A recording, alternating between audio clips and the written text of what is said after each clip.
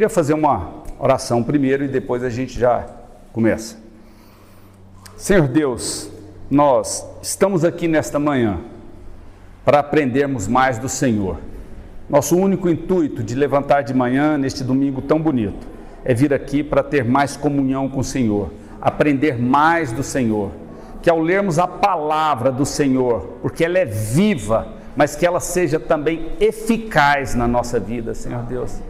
Que ao lermos a Tua palavra e estudarmos nela, Senhor Deus, que a nossa vida seja transformada, Senhor Deus.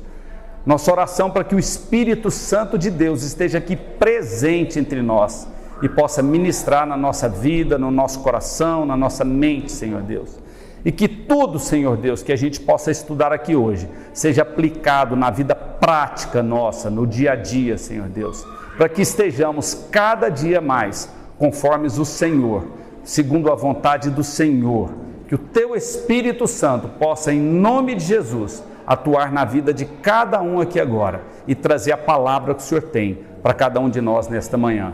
Essa é a nossa oração, em nome de Jesus. Amém. Gente, nós começamos semana passada e o Arinilson disse que esse livro de Filipenses é um livro, alguém lembra a palavra principal que ele falou? O que era o livro? Falava mais sobre o quê? Alegria. Está aqui, ó, João Batista está falando.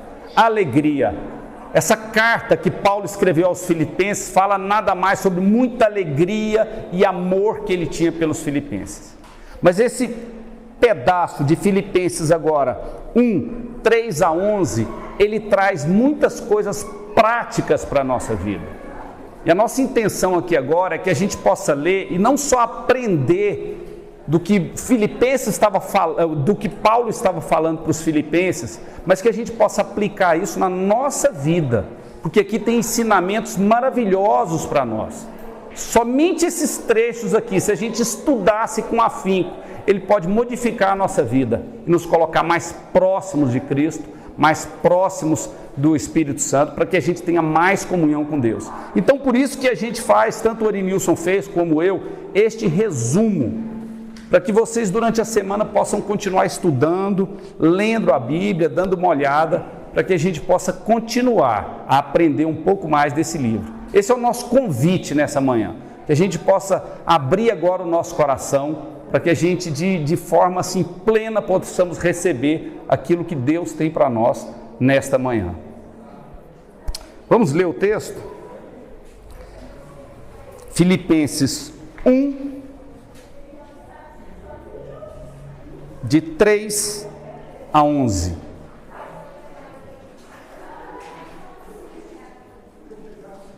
Todo mundo já conseguiu encontrar? Então, vamos lá. Dou graças ao meu Deus por tudo que recordo de vós, fazendo sempre com alegria súplicas por todos vós em todas as minhas orações, pela vossa cooperação no Evangelho, desde o primeiro dia até agora.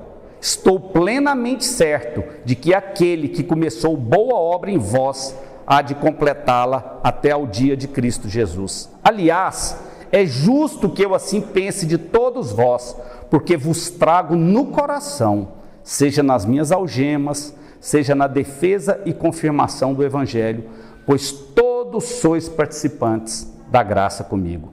Pois minha testemunha é Deus da saudade que tenho de todos vós, na terna misericórdia de Cristo Jesus. E também faço esta oração, que o vosso amor aumente mais e mais, em pleno conhecimento e toda percepção, para aprovardes as coisas excelentes e serdes sinceros e inculpáveis para o dia de Cristo, cheios do fruto de justiça, o qual é mediante Jesus Cristo, para a glória e louvor de Deus. Aqui Paulo introduz a carta que ele escreve aos Filipenses, dizendo que estava orando por eles, colocando os filipenses juntos na pregação do Evangelho com ele, cooperadores na graça de Deus junto com eles. É interessante a gente lembrar, e o Arinilson já disse na aula passada, qual que era a situação de Paulo, está aí no papel no segundo parágrafo. Paulo, quando escreveu essa carta, ele estava preso, possivelmente em Roma, já tinha sido preso uma outra vez, era possivelmente a segunda prisão dele. Ele estava sendo julgado, havia um julgamento em trâmite contra Paulo em Roma, e ele dependia de outras pessoas também para o seu próprio sustento, ou seja, nessa época ele já não trabalhava há algum tempo, trabalhava na proclamação do Evangelho, não trabalhava no sentido de sustento, né? Então ele dependia de outras pessoas. Se essas outras pessoas falhassem, ele não tinha o que comer no outro dia, então ele dependia completamente de outras pessoas, e acima de tudo estava preso. Mas isso não impediu que ele escrevesse uma carta cheio de alegria, cheio de preocupação pelo outro, porque o foco da vida de Paulo está escrito aqui, era o reino de Deus. Isso já nos dá uma lição que a gente tem que começar a aprender a tirar um pouco o foco da nossa vida de nós mesmos, dos nossos próprios problemas. Quantas vezes cada um de nós, e eu também, nos pegamos resmungando e reclamando: está difícil, lá no meu trabalho está tão ruim, as coisas não estão dando certo, nossa, está faltando isso e aquilo, eu queria reformar minha casa, eu queria mudar daqui, construir uma casa nova. Ou seja, muitas vezes, ou na maioria das vezes, o foco da nossa vida é em nós mesmos. E Paulo aqui, se tem alguém que poderia reclamar, resmungar, falar que estava difícil, era ele. Porque ele estava preso. Hoje todos nós estamos aqui. Todos nós aqui podemos pregar o Evangelho, não somos perseguidos. Podemos muitas vezes sermos ridicularizados, mas não perseguidos. Paulo era perseguido, estava preso por causa da pregação do Evangelho. Então tinha muitos motivos para reclamar, para resmungar. Começar uma carta, eu fico imaginando eu lá preso por algum motivo, e eu ia escrever uma carta para alguns amigos. Acho que eu ia começar: olha, o negócio aqui está feio, viu? Não aguento mais ficar aqui preso, fico dependendo aí de vocês enviarem comida e coisas de vez em quando, peço a oração de vocês por mim, por favor, orem por mim, está muito ruim, eu preciso aí da bênção, da graça de Deus. Paulo não. Porque o foco da vida de Paulo não era ele mesmo, nem os problemas que ele enfrentava, nem as aflições que ele enfrentava. O foco da vida de Paulo era o reino de Deus. A preocupação dele era com o próximo. Então ele começa a carta, apesar de toda a situação que ele passava, dizendo o seguinte: dou graças ao meu Deus por tudo que recordo de vós.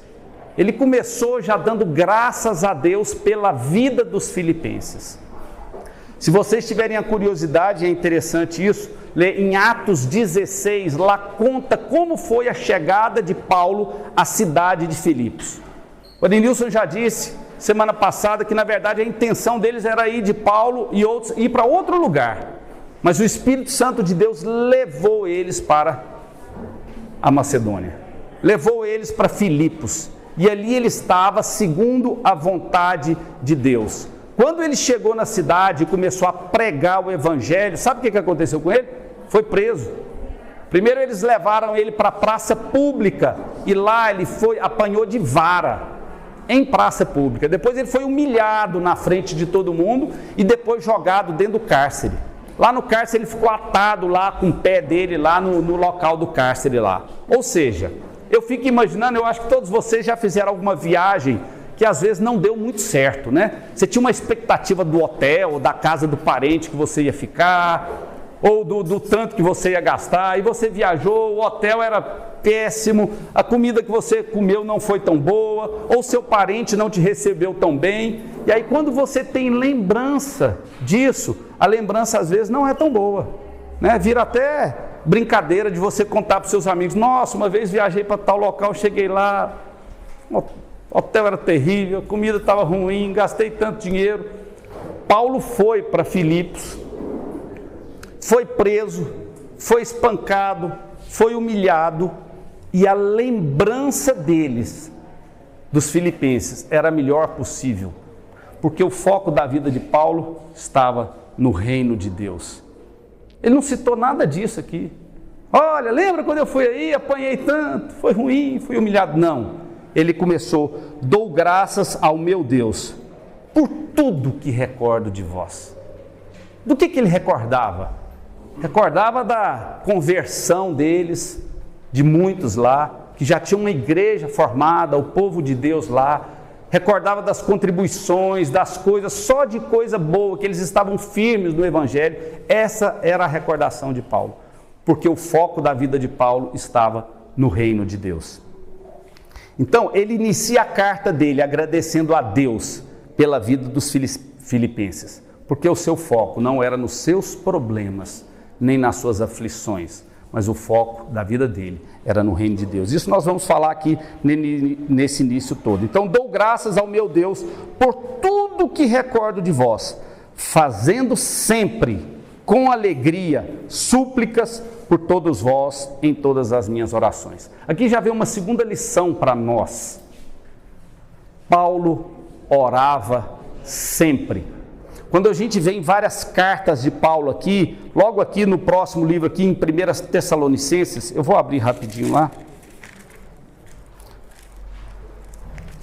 5, 17 e 18. 1 Tessalonicenses 5, 17 e 18.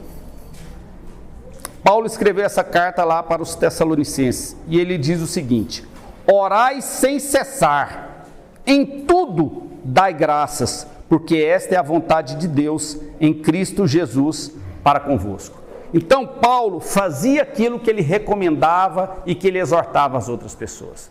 Paulo orava sem cessar. Ele diz aqui: fazendo sempre, orando sempre, em todas as minhas orações.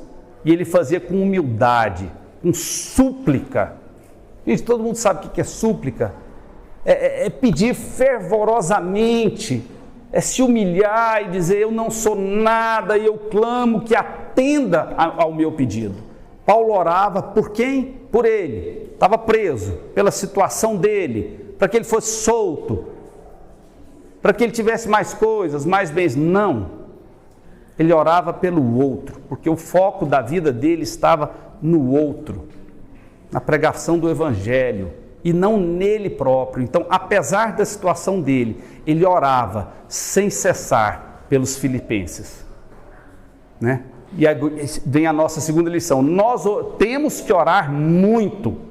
E orar por o quê? É claro que nós temos que orar por nós, mas nós temos que orar pelo outro também. Paulo orava sem cessar pelos filipenses, né?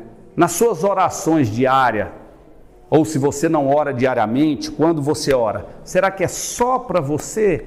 Só pelos seus problemas? Só pela sua família? Só pelos seus filhos? Ou você ora pela sua igreja? Você ora pelos seus amigos? Você ora para aqueles que você entende que tem necessidade?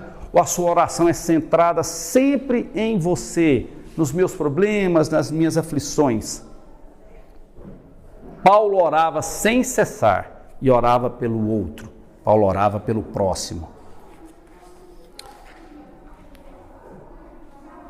Vamos para o versículo 5. Fazendo sempre com alegria súplicas por todos vós em todas as minhas orações, pela vossa cooperação no Evangelho. Olha que interessante isso, gente. Os filipenses, vários autores dizem aqui que era um povo necessitado. Eles não tinham muito dinheiro, tinham pouco dinheiro. Além disso, nessa época, não só os filipenses, mas todos os locais que haviam cristãos, eles estavam sendo o quê? Perseguidos. Todos eles estavam sendo perseguidos. Paulo, inclusive, como já disse, estava preso em razão da pregação do Evangelho. A perseguição era grande. Muitos eram arrancados das suas casas e tirados da cidade. Existiam muitos decretos que você não poderia ter outros deuses a não ser adorar ao imperador de Roma e muitas vezes o Deus daquela região. E você vir falar de Jesus Cristo era contrário aos costumes daquela época, aos decretos daquela época. Então as pessoas, quando pregavam Jesus Cristo, elas eram perseguidas. E aqui Paulo fala que dá graças a Deus e faz sempre súplicas pela cooperação no Evangelho desde o primeiro dia até agora. Então, Paulo não fazia súplicas para que a perseguição aos filipenses pudesse cessar. Paulo não fazia súplicas para que eles tivessem uma vida tranquila. Olha, a minha oração para que vocês tenham uma vida farta, uma vida tranquila, uma vida boa, que seja tudo muito bom, que vocês morem numa casa melhor, nova, que vocês tenham aí o carro do ano, que no emprego seus vá tudo bem. Não. Ele orava pela cooperação no Evangelho, porque o foco da vida de Paulo era o reino de Deus. Como que foi essa cooperação no Evangelho dos filipenses? Paulo fala mais para frente aqui que os filipenses iniciou desde que eles se converteram e tornou um grupo em Filipos, eles começaram a cuidar do sustento de Paulo. Durante várias viagens de Paulo, os filipenses cuidavam do sustento, enviava dinheiro, enviava coisas, enviava comida para eles. Aqui mesmo no final da carta ele agradece deles terem enviado mais um irmão para levar coisas enquanto ele estava preso em Roma. Então quando Paulo fala aqui também, dou súplicas por todos vós em minhas orações pela vossa cooperação no Evangelho. Porque eles cooperavam, estavam juntos com Paulo na pregação do Evangelho.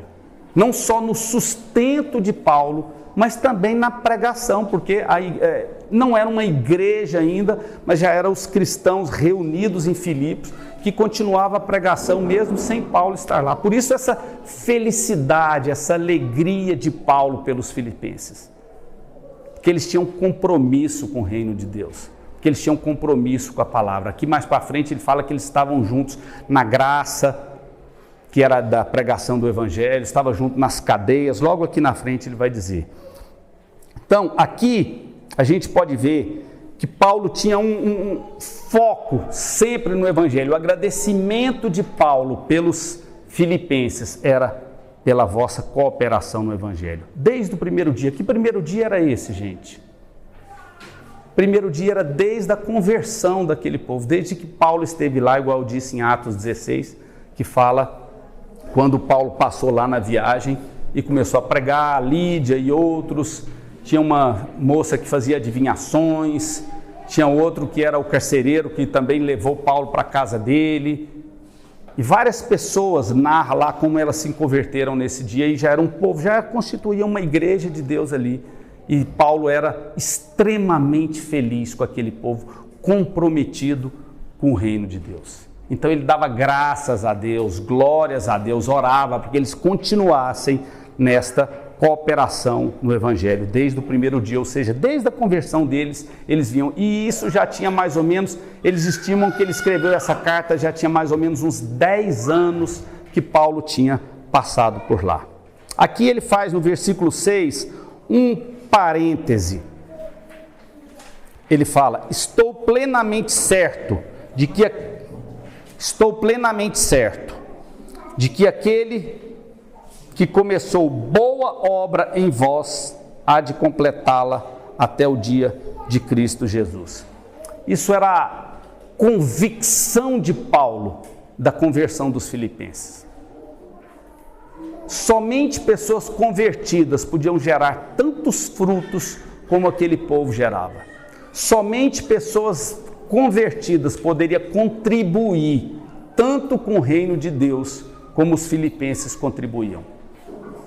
Igual disse, os filipenses, os autores falam aqui, vários estudiosos, que eles eram esses convertidos eram pessoas pobres. Mas mesmo assim, eles tiravam parte daquilo que eles tinham para contribuir com o ministério de Paulo. E sustentou Paulo em vários locais que ele foi passando, o sustento deles chegavam e eles contribuíam de coração. Eles tiravam do deles para entregar para Paulo, né? Muitas vezes, muitos de nós temos dificuldade até mesmo de dar o dízimo ou de contribuir com uma coisa ou outra. E aqui não. Se a gente fosse usar o exemplo de Filipenses, Paulo é grato, porque sabia que eles não tinham dinheiro sobrando, não tinham bem sobrando, mas mesmo assim, o foco também da vida dos filipenses era o reino de Deus. E não somente as próprias necessidades, os próprios problemas, mas eles tinham uma visão do reino de Deus. Por isso eles tiravam do pouco que eles possuíam para aplicar o dinheiro no reino de Deus. E uma das formas de aplicar era no sustento de Paulo. Eles conheciam, é claro, Paulo esteve lá, sabiam do trabalho de Paulo, acreditavam no trabalho de Paulo. Por isso que aqui Paulo diz logo mais que eles eram cooperadores do Evangelho. Cooperadores, aqui no versículo 5 ele falou, pela vossa cooperação, porque eles estavam no sustento. Então Paulo sabia que somente pessoas convertidas, somente pessoas que realmente tinham compromisso com o Evangelho, é que poderiam ser cooperadores dessa forma como os filipenses eram. Por isso que Paulo era tão feliz, ele escrevia tão alegre para essa igreja.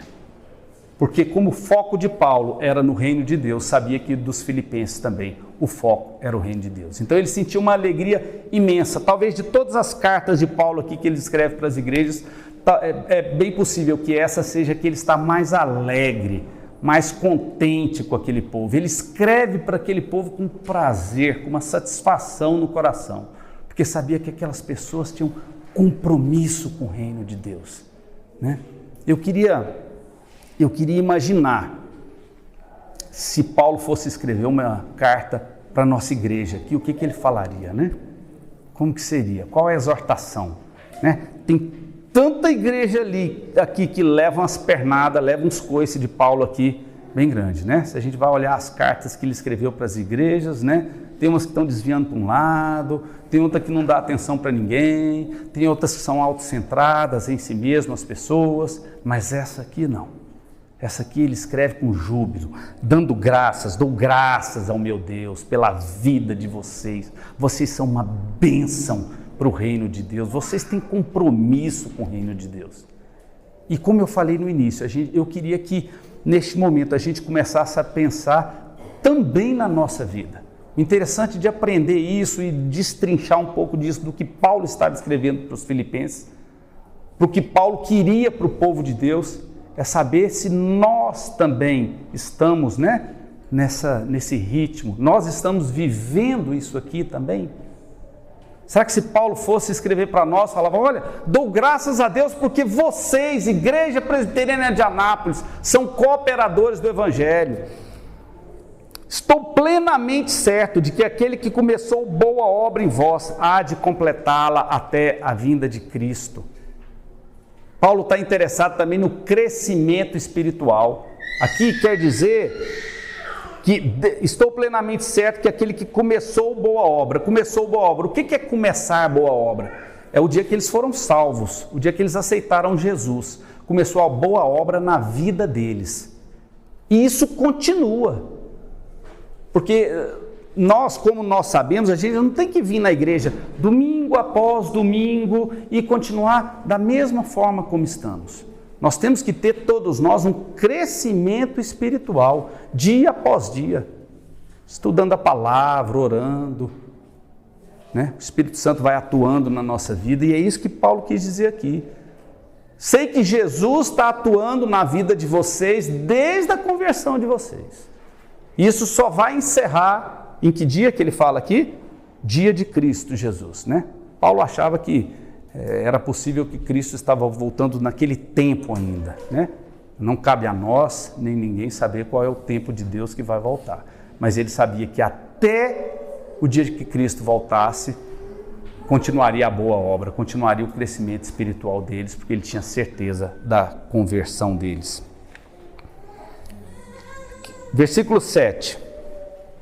Aliás, é justo que eu assim pense de todos vós, porque vos trago no coração, seja nas minhas algemas, seja na defesa e confirmação do Evangelho, pois todos sois participantes da graça comigo. Aqui você vê que Paulo continua demonstrando o seu amor pelos filipenses, né? Como deve ser bom receber uma carta dessa, onde ele diz que ele traz os filipenses no coração e coloca eles também participantes da graça com ele. Ou seja, Paulo estava dizendo que eles eram, igual falou antes aqui, que eles estavam juntos na pregação do Evangelho. Que os filipenses participavam do ministério de Paulo junto com ele. Que ele estava preso lá em Roma por pregar o Evangelho e os filipenses tinham participação nisso junto com eles. Ele está aqui fazendo mais uma vez um agradecimento, dizendo que é justo que eu pense de todos vós e dizendo com carinho, eu vos trago do meu coração. Vocês são povo eleito de Deus, vocês têm feito diferença no Evangelho, vocês têm sido uma igreja firme no Evangelho e eu trago vocês no meu coração. Seja nas minhas algemas. Por quê? Isso ele quer estar falando mais uma vez um agradecimento pelo sustento que os filipenses faziam deles. Porque ele estava preso e os filipenses sempre estavam participando do sustento deles. Então isso era mais uma vez um agradecimento, uma lembrança. Olha, aqui nas minhas algemas, eu sei que vocês estão juntos comigo, vocês são participantes comigo nas minhas algemas. Eu estou preso, mas vocês estão aqui me ajudando. Vocês estão aqui, e não só me ajudando aqui, mas vocês me ajudam também na pregação do Evangelho. Aqui quando ele fala na defesa, o que seria na defesa do Evangelho? Naquela época, gente, existia você tinha que combater as heresias, né? Muita gente pegava ali a vinda de Jesus e transformava isso em outro tipo de evangelho, que não era uma coisa verdadeira. Então a função dos apóstolos, muito nessa época, era não permitir que a igreja fosse contaminada pelas heresias que tinham. Eles misturavam muita coisa, o cristianismo com outras práticas que tinham, não só do judaísmo, como outros ali que vieram naquela época também, pessoas que se diziam Messias, e eles iam fazendo uma mistura e enganando o povo de Deus. Então, quando Paulo fala aqui que na defesa do Evangelho, porque Paulo era um dos principais que fazia defesa, ele contra as heresias, contra o povo herético, ele não permitia que isso acontecesse, ele era muito firme. Em todas as cartas de Paulo a gente vê ele sempre na defesa do Evangelho, na morte e ressurreição de Jesus Cristo, na salvação pela graça. Tudo isso era a defesa de Paulo pelo Evangelho. Então ele diz aqui que eles tragam no coração, seja nas minhas algemas, que ele estava preso e eles participavam do sustento dele, seja na defesa do Evangelho e na confirmação. Aqui a confirmação que ele fala do Evangelho, ele quer dizer também instruir a igreja dele, o crescimento espiritual da igreja. Quando ele fala na defesa, contra as heresias, contra as coisas de fora. E quando ele fala na confirmação, é na pregação para o povo de Deus, para os cristãos. Pois todos sois participantes da graça comigo. Gente, essa graça que ele fala aqui é uma coisa assim. Lá em 2 Coríntios, quem puder abrir lá, 2 Coríntios 12, 9.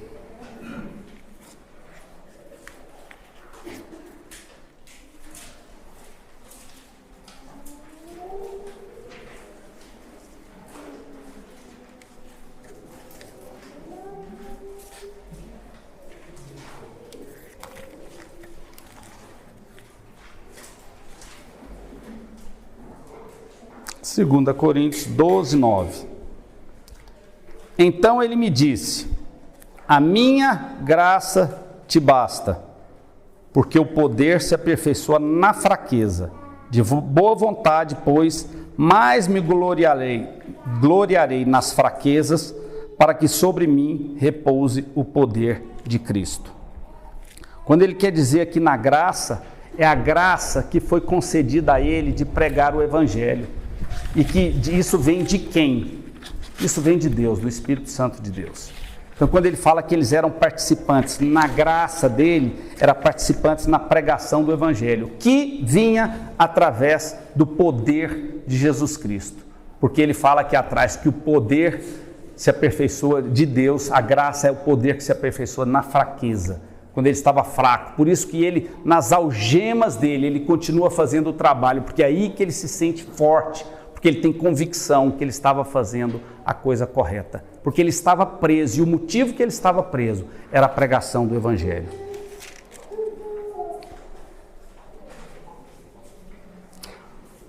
Versículo 8: pois minha testemunha é Deus, da saudade que tenho de vós, na terna misericórdia de Cristo Jesus. Isso aqui é interessante, que ele tenta demonstrar mais uma vez o verdadeiro amor dele pelos filipenses. E ele ainda coloca, isso é tão verdadeiro na vida dele, o amor dele pelos outros e principalmente pelos filipenses, que ele coloca Deus como testemunha, né? Pois minha testemunha é Deus, da saudade que tenho de vós na terna misericórdia de Jesus Cristo. Ele sentia muita saudade dos filipenses. Ele gostava de estar junto com aquele povo, ele tinha prazer de estar junto com eles. Eles trouxeram muita felicidade para a vida de pregação do Evangelho de Paulo. Eles confirmavam, Paulo tinha certeza que ele estava fazendo o trabalho correto e que ele tinha acertado quando ele foi nesta viagem, porque os filipenses geravam muitos frutos para o Evangelho. E aí ele fala aqui na terna misericórdia de Cristo Jesus. Essa terna misericórdia é uma coisa interessante. Ela quer dizer, um pouco tem a ver com as entranhas das pessoas, as vísceras das pessoas. E ele fala na terna misericórdia de Cristo. Ele quer dizer que ele sentia saudade demais dos filipenses, que Cristo era testemunha daquilo, de tanta saudade que ele sentia. E sempre em razão da cooperação dos filipenses no Evangelho. E também faço esta oração. Aqui ele faz ele começa mais ou menos, ele muda um pouco o tema.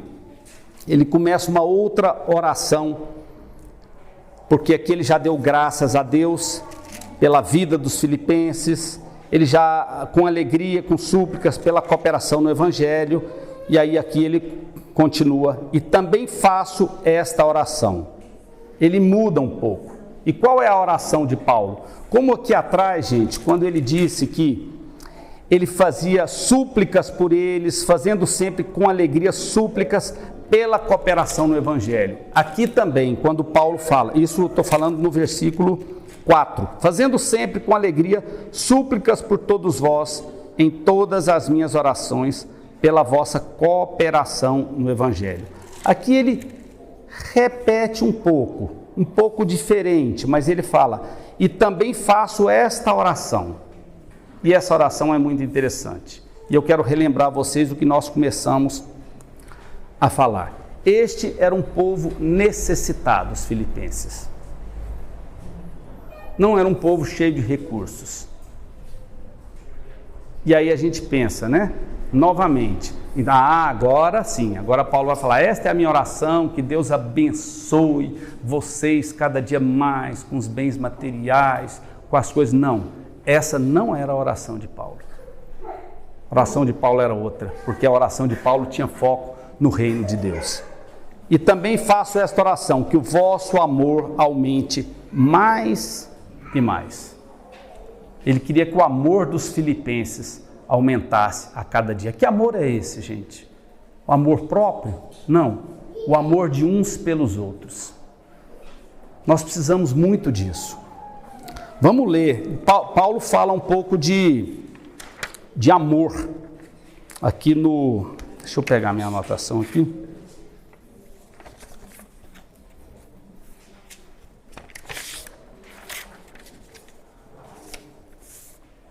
Eu não anotei o versículo onde ele fala do amor. Então ele pede que o amor, a oração de Paulo é que o amor dos filipenses aumente cada dia mais. Amor uns pelos outros, amor pela obra de Deus, amor que transforma as vidas, amor que se preocupa com o próximo. Não o meu amor próprio, do que eu estou precisando, quais as minhas necessidades, mas o amor pela pregação do Evangelho, o amor pelo outro, a preocupação do outro. Esse era o amor que ele queria.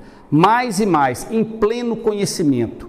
O que seria esse pleno conhecimento? O pleno conhecimento é o discernimento com relação à necessidade do outro. Paulo queria que o amor deles crescesse cada dia mais em pleno conhecimento, em saber o que o meu irmão está precisando. Qual é a necessidade do meu irmão? Qual é a necessidade da minha igreja para que eu possa auxiliá-lo de alguma forma? Não o amor por mim mesmo. Isso eu acho que é uma lição para nós, né? Nesse tempo também agora de pandemia, que a gente muitas vezes, nosso rendimento, de muitas pessoas, o rendimento diminuiu, muitos outros perderam o emprego, muitos também perderam familiares, que é uma coisa muito triste, muita gente continua perdendo, né? Nós estamos ainda num momento ruim, mas aqui, a oração de Paulo não era pelos nossos próprios problemas, mas era para que o amor aumentasse mais e mais pelo nosso irmão, pelo próximo, pelo outro, em pleno conhecimento, para a gente saber exatamente do que o meu irmão está precisando, qual é a sua necessidade e discernimento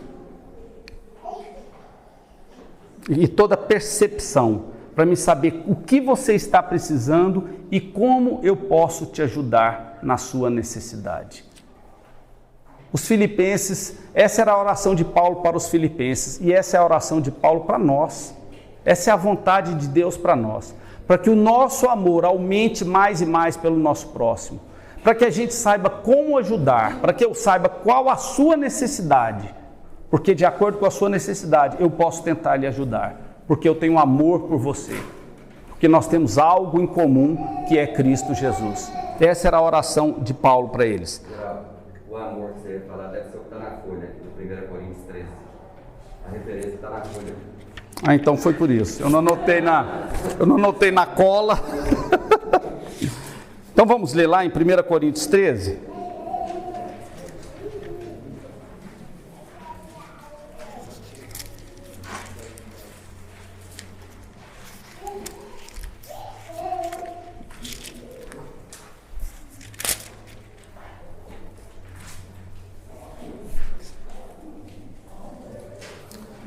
Primeira Coríntios 13. Ainda que eu fale a língua dos homens e dos anjos, se não tiver amor, serei como bronze que soa ou como símbolo que retine. Ainda que eu tenha o dom de profetizar e conheça todos os mistérios e toda a ciência, ainda que eu tenha tamanha fé a ponto de transportar os montes, se não tiver amor, nada serei. E ainda que eu distribua todos os meus bens entre os pobres, e ainda que entregue o meu próprio corpo para ser queimado, se não tiver amor, nada disso me aproveitará. O amor é paciente, é benigno, o amor não arde em ciúmes, não se ufana, não se ensoberbece, não se conduz inconvenientemente, não procura os seus interesses, não se exaspera, não se ressente do mal, não se alegra com a injustiça, mas regozija-se com a verdade. Tudo sofre, tudo crê, tudo espera, tudo suporta. O amor jamais acaba, mas havendo profecias, desaparecerão, havendo línguas, cessarão, havendo ciência, passará, porque em parte conhecemos e em parte profetizamos. Quando, porém, vier o que é perfeito, então o que é em parte será aniquilado. Enfim, e aqui ele continua. Mas aqui o interessante, o amor é paciente, benigno, o amor não arde em ciúmes, não se ufana, não se ensoberbece, não se conduz inconvenientemente, não procura os seus próprios interesses. Esse é o amor que Paulo estava orando para que aumentasse nos filipenses. Esse amor que se importa com o próximo, esse amor que tem paciência, esse amor que quer ajudar, esse amor que quer o evangelho que você conhece pregar para as outras pessoas, para que elas também possam ter a salvação em Cristo Jesus, igual nós temos. Esse é o amor e por isso Paulo estava orando por eles também. E esse amor em pleno conhecimento para saber a necessidade do outro, e a percepção para saber não só a sua necessidade, mas saber como que eu posso te ajudar na sua necessidade. Para provardes as coisas excelentes e seres sinceros e inculpáveis para o dia de Cristo. Esse inculpáveis aqui, gente, quer dizer o seguinte, que ninguém pode colocar culpa sobre você. É que você tem uma vida reta, uma retidão na sua vida, de forma que as pessoas não podem te acusar. Ah, o fulano de tal, sei isso, aquilo dele, caloteiro, não sei o quê. Ah, aquele lá, não, eu já vi ele lá, em outras coisas. Não, Paulo chama aqui, para que o amor aumente mais e mais, pleno conhecimento, percepção, aprovardes das coisas excelentes, sede sinceros e inculpáveis. O inculpáveis é que ninguém pode acusar você de coisa alguma. Esse é o inculpáveis que ele fala, para o dia de Cristo. Que dia de Cristo é? Ele já falou aqui atrás outra vez isso. Para o dia que Jesus voltar, para o dia que nós estivermos com Ele. Ele quer que nós sejamos inculpáveis perante Deus. Essa palavra aqui, aprovardes as coisas excelentes, eles usavam essa palavra naquela época para testar as moedas e os metais, né? Naquela época já tinha muita comércio, principalmente ia pelos mares e você pagava com moedas, tinha trocas e outras coisas, mas apareciam muitas moedas falsificadas, né? E as moedas muitas vezes eram feitas de metais, vários metais, às vezes ouro, às vezes prata, às vezes bronze e outras coisas, e eles tinham um método para aprovar ver se aquilo era verdadeiro ou se aquilo era falso. É a mesma palavra que Paulo está falando aqui, para aprovardes, para você ter certeza que é genuíno, das coisas boas. Aqui ele fala para que a gente procure as coisas boas, o que é reto, o que é bom, não o que é tortuoso, né? E aí serve mais uma recomendação para a vida da gente. Na sua vida, no seu emprego, nas suas coisas que você faz, fora aqui da igreja, é claro, você tem sido reto. Se fosse fazer um teste na sua vida, você seria aprovado perante Deus, no seu dia a dia, nas suas intenções? Tudo que você faz sempre está em vista o reino de Deus? Ou sempre os seus próprios interesses, a minha própria família aqui, as minhas coisas? Ou seu amor tem crescido mais e mais pelo seu próximo, pelas pessoas, pelo reino de Deus?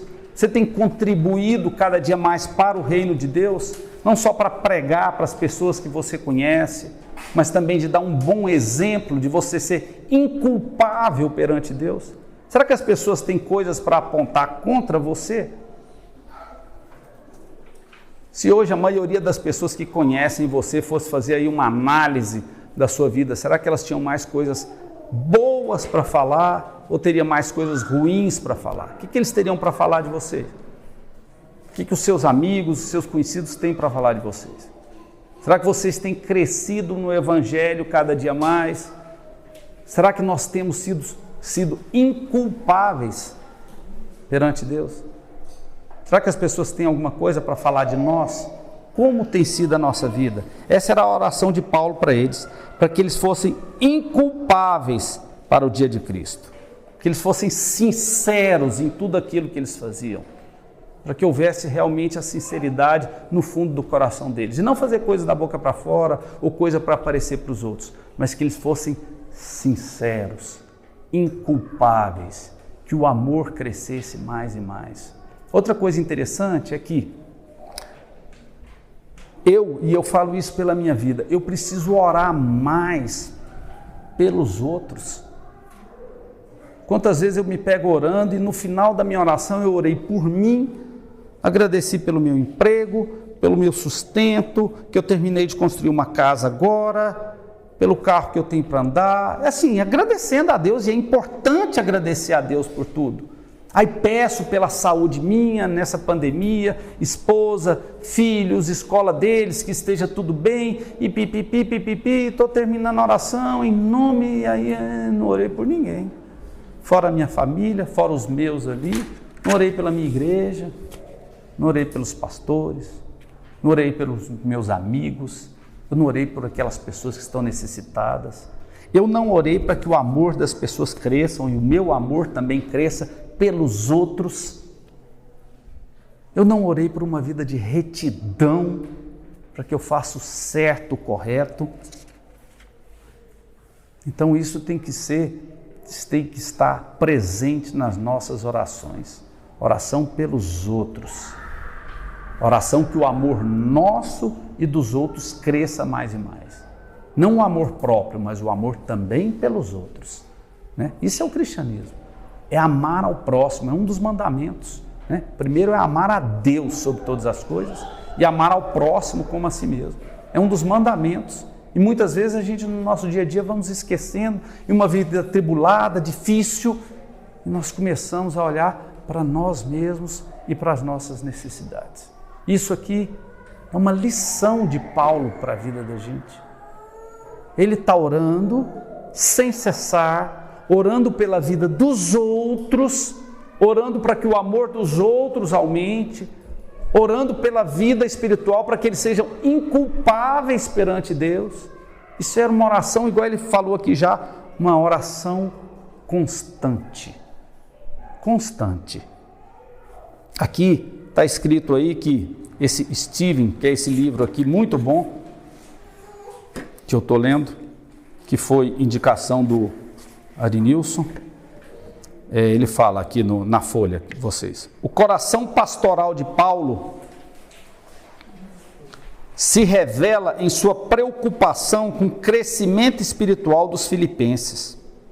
Como alguém que investiu muito na vida deles, o apóstolo deseja ardentemente que possam se tornar cada vez mais semelhantes a Cristo, né? Paulo investiu na vida deles e gostaria muito que eles continuassem da forma que eles estão, mas cada dia crescendo mais em Cristo, né?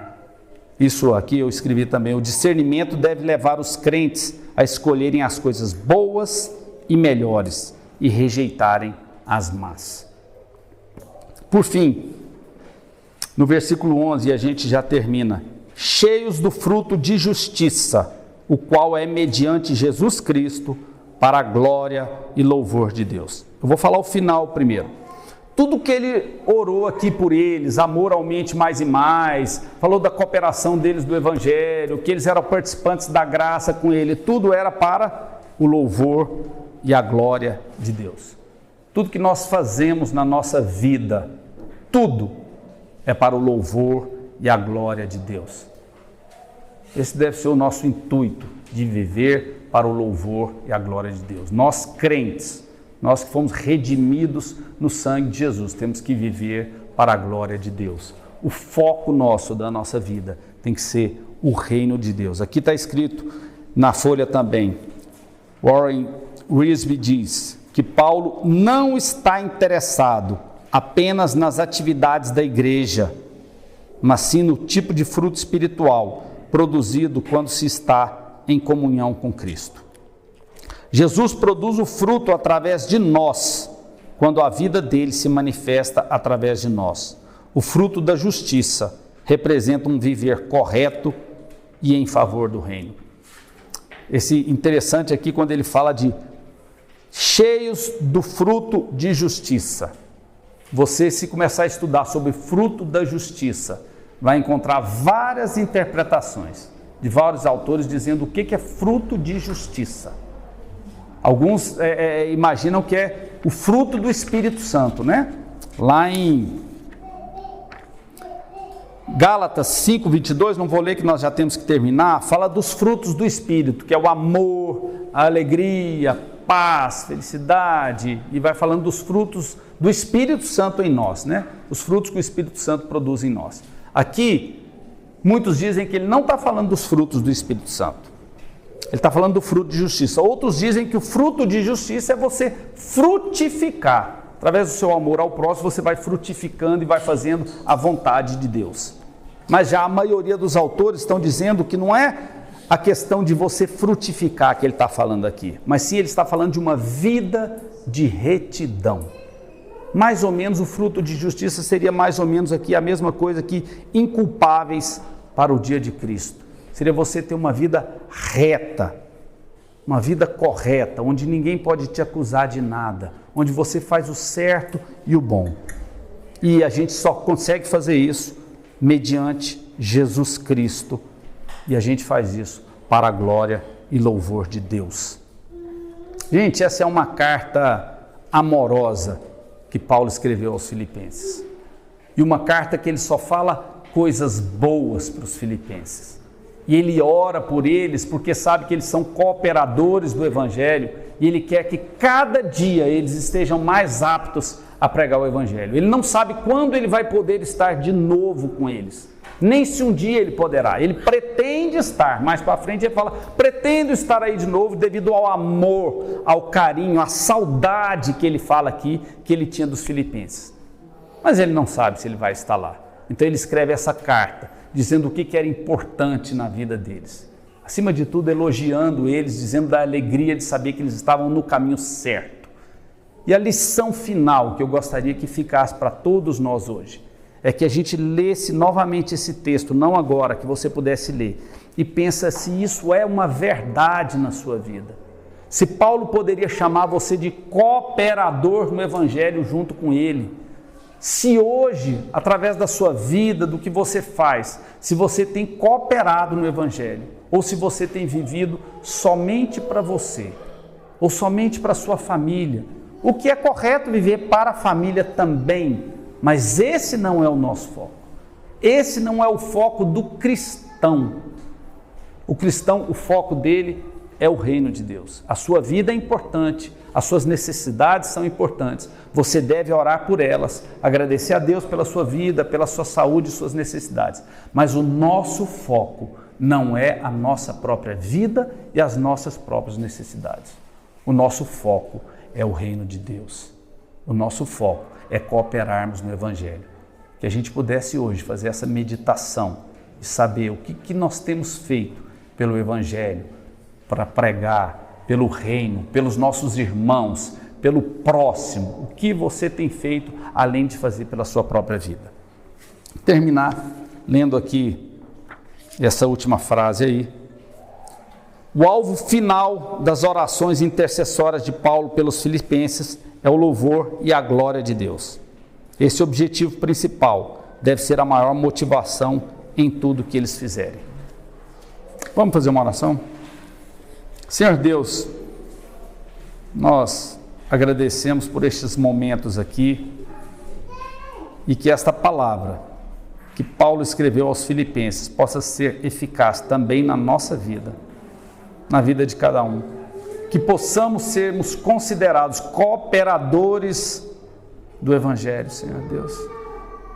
Que a gente, se ainda não somos, nós possamos nos esforçar, termos uma comunhão tal com o Senhor, que de forma natural possa fluir da nossa vida, Senhor Deus, uma vontade de amar ao próximo, de fazer as coisas pelo próximo, de amar a igreja e sempre com foco no reino de Deus. Que a nossa vida seja voltada a ter um foco no reino de Deus e não nas nossas próprias necessidades. Essa é a nossa oração, Senhor Deus, que o Senhor nos ajude e tenha misericórdia de nós. Em nome de Jesus. Amém.